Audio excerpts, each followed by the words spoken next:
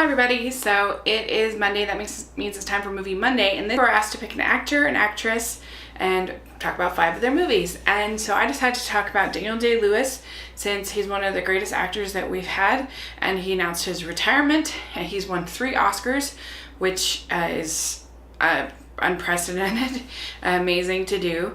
And all of the movies I've seen him in have been incredible, and I have not seen some of his bigger films, like a Gangs of New York. I have not seen, some of the other films, but I have 5 that I've seen that I really like, and so I thought I'd talk about them. The first one is The Last of the Mohicans, and he plays the adopted half-white son of this tribal Indian tribe, and this person in the tribe ends up abducting this woman, a British woman, and starts this conflict, and so they're out to sort of rescue the woman, and in the midst of this war that they didn't really want to be in, and he's really good in it, and it's sort of more of an action kind of traditional blockbustery, a little bit more feel than some of his other films, and so definitely worth checking out. Last of the Mohicans. Up, I have Lincoln. Lincoln is a crowded movie. It probably would have been better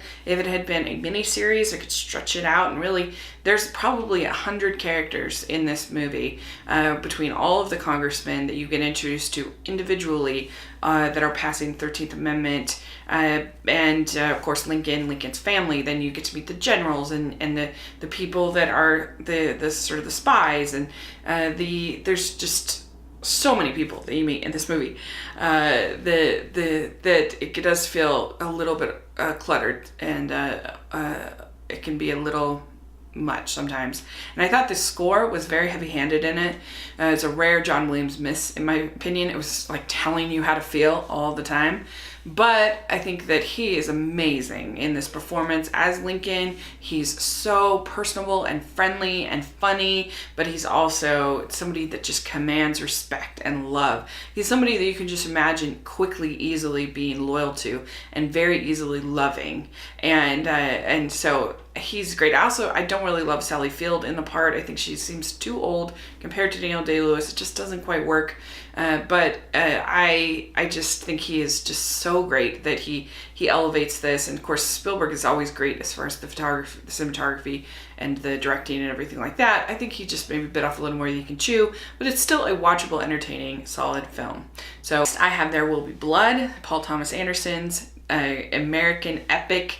It's sort of I think it's one of the great American films, and it's certainly one of the greatest performances in the history of American films, for sure, as Daniel Plainview.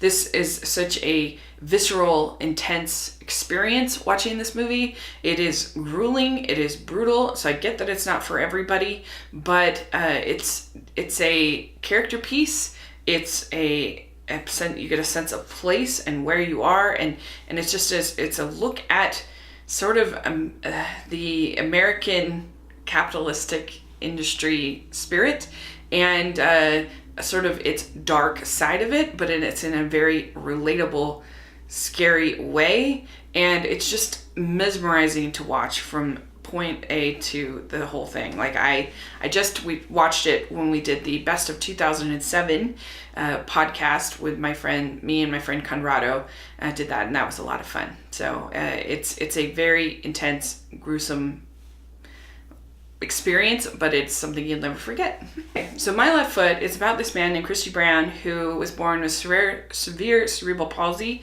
and it starts out with him as a child. The child actor's amazing, and how his mother helped sort of champion him and helped him to survive and see more, and all that he can do is write and communicate with his left foot. And I like the fact that they do not sort of patronize him at all. They don't turn him into some kind of saint.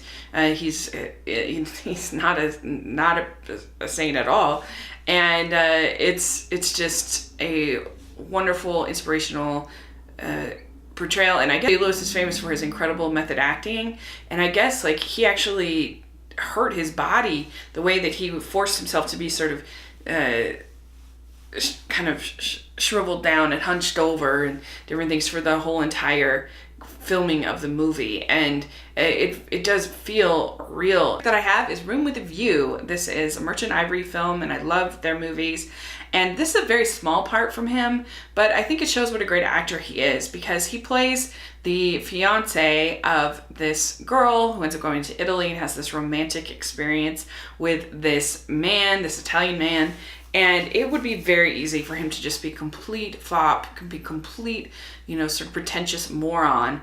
But you actually kind of feel sorry for him. And he takes a part with very few lines of dialogue, with very few scenes, and he actually gives it some warmth and some depth. And again, makes you feel sorry for what should be just kind of an arrogant, jerk in most films, and most without such good directors and without such good writers and without such a great performance from Daniel Day-Lewis. Those are my 5 favorite Daniel Day-Lewis performances.